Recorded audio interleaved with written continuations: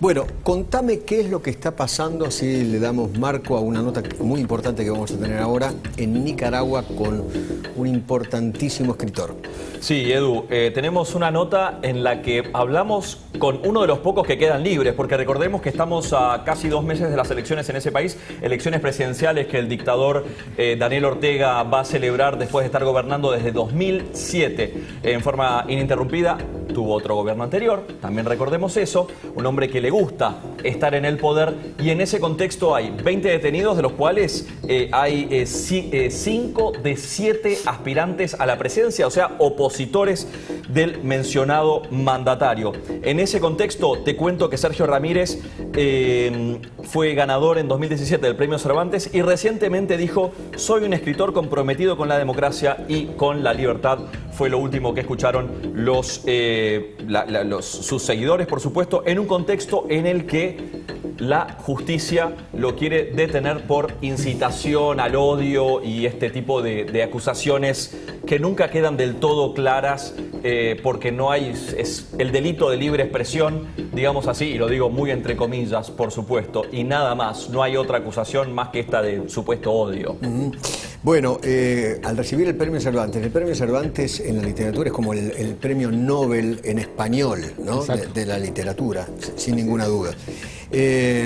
Sergio Ramírez escribió en su Twitter lo siguiente, declaración Sergio Ramírez: la dictadura de la familia Ortega me ha acusado a través de su propia fiscalía y ante sus propios jueces de los mismos delitos de incitación al odio y a la violencia, menoscabo de la integridad nacional. Sergio Ramírez, ¿qué tal? Un gusto muy grande. Eduardo Feynman los saluda en Buenos Aires. Encantado de estar aquí con ustedes. Muchísimas gracias. ¿Nos puede contar la situación que está viviendo de manos de la dictadura nicaragüense, por favor? Sí, bueno, la situación de Nicaragua es muy difícil y todo depende del arbitrio, no de la justicia, no depende de las leyes, sino del capricho.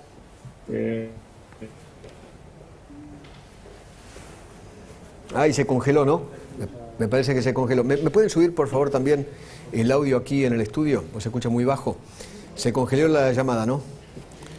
Bueno, la situación es muy complicada en Nicaragua, muchísimos detenidos, y ahora quieren ir por Sergio Ramírez.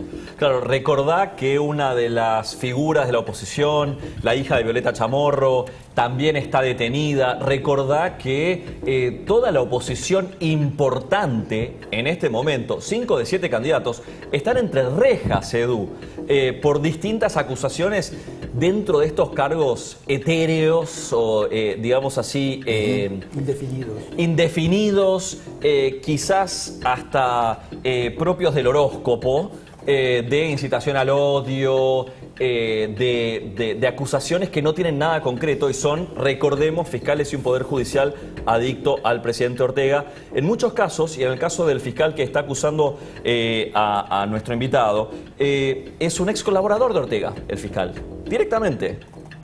Se manejan de esa manera. Bueno, vamos a restablecer. ¿Tenés el audio del video que el mismo Ramírez... Ponelo, por favor, mientras estamos buscando restablecer la comunicación. El audio y el video en su Twitter, dale. Me ha acusado a través de su propia fiscalía y ante sus propios jueces de los mismos delitos de incitación al odio y la violencia, menoscabo de la integridad nacional y otros que no he tenido tiempo de leer.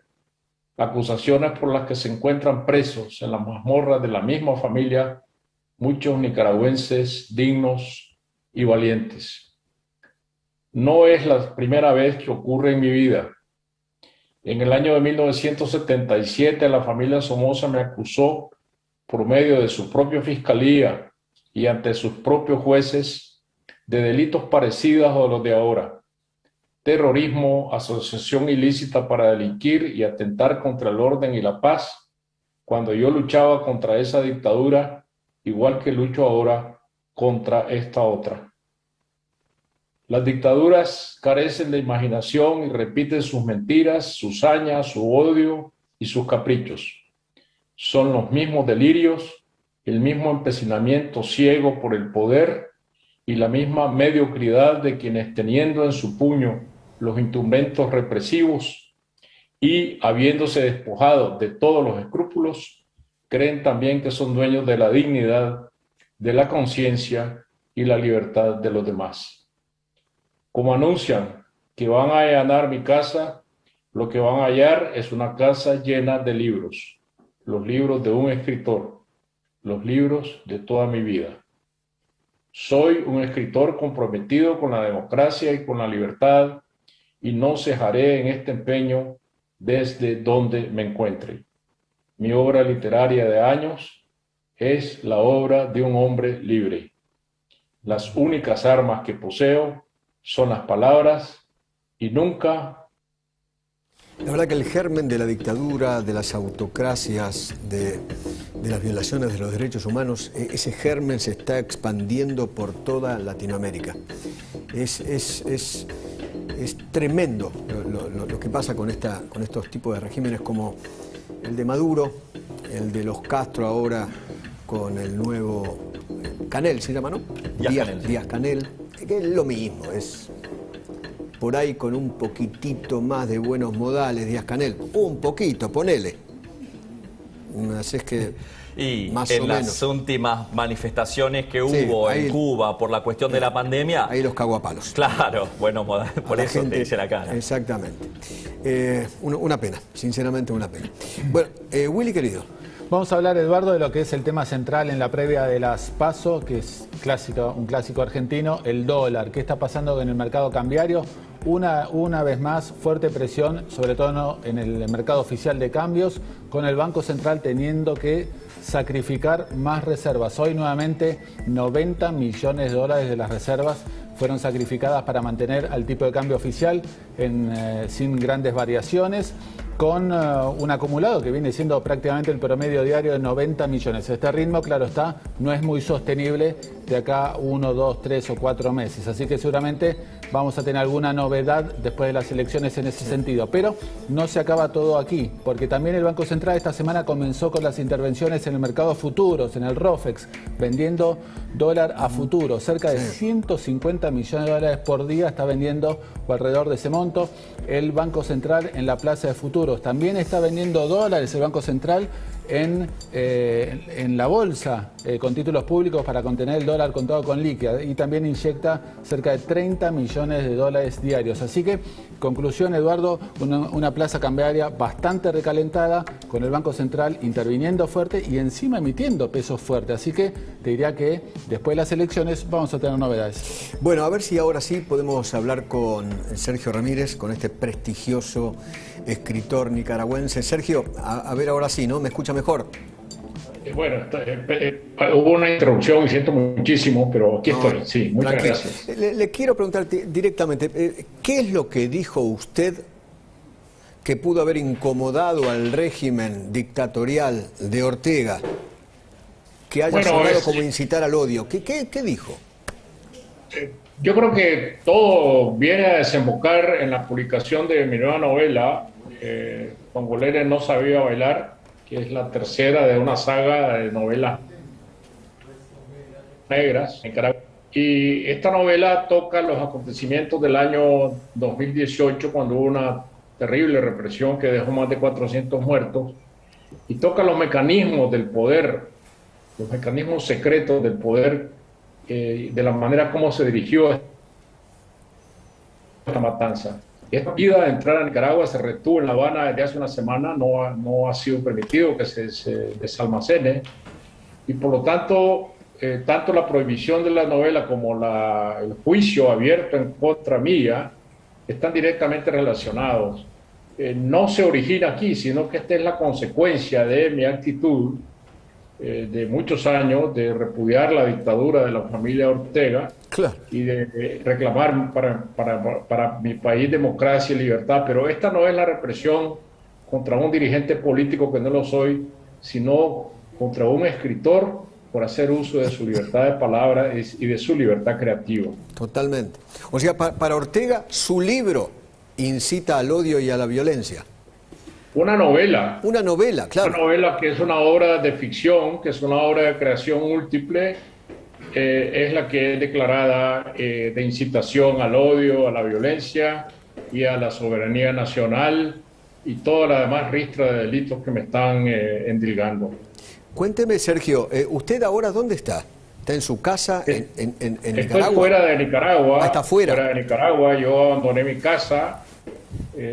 Han anunciado un allanamiento de mi casa en Managua, donde yo solamente tengo pues mis muebles de uso diario, mis implementos domésticos, míos y mi mujer. Vivimos solos los dos, nuestros hijos están todos casados.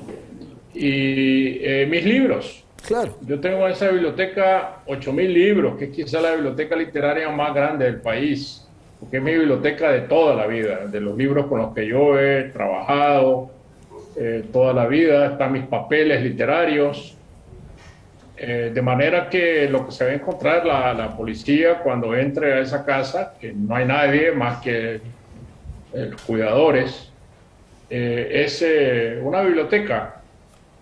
Sergio, entonces usted agarró a su mujer algunas cosas y se fue del país y huyó. Salimos hace algún tiempo, primero porque yo tenía un tratamiento médico en los Estados Unidos, pero después cuando comenzaron a capturar a gente muy cercana a mí, como Cristana Chamorro, candidata a la presidencia, claro, tuvo que salir huyendo del país. Carlos Fernando Chamorro, su hermano, también un gran amigo. Dora María Telle, la comandante guerrillera a la que yo dediqué mi libro Adiós muchachos, está presa. Víctor Hugo Tinoco, canciller de los años 80, está preso.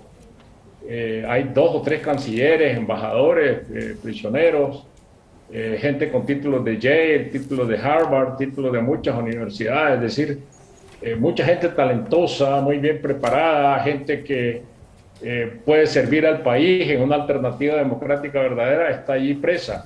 Y de esa cárcel, pues, la que me he librado yo. Tendrían un premio Cervantes en la cárcel. ¡Qué bárbaro! Cuénteme, si yo le mostrara la imagen de Ortega, ¿qué significa para usted esa imagen? Bueno, alguien que en algún momento estuvo en las filas del Frente Sandinista luchando por derrocar a la dictadura de Somoza, y tantos años después es ahora un nuevo Somoza en Nicaragua.